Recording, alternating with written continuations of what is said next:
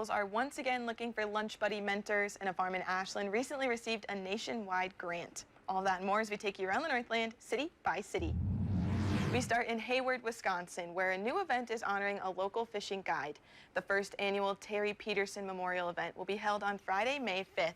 The day will start with a memorial at the Freshwater Fishing Hall of Fame, followed by a celebration dinner at Anglers Haven Resort. The service will be free, but tickets are available for the dinner.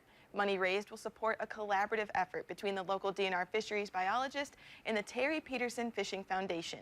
The two are coming together to revitalize Shoes Pond into a fishing playground.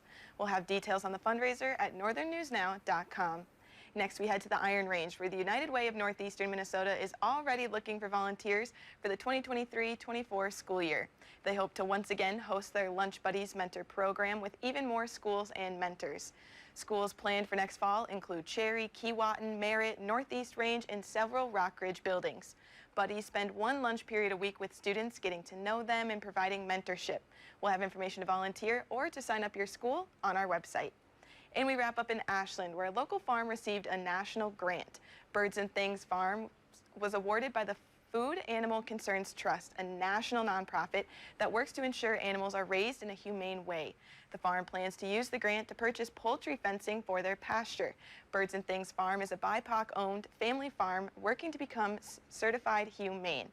And as always, if there's something going on in your neighborhood that you think we should know about, send us an email and it might be featured as we take you around the Northland, city by city.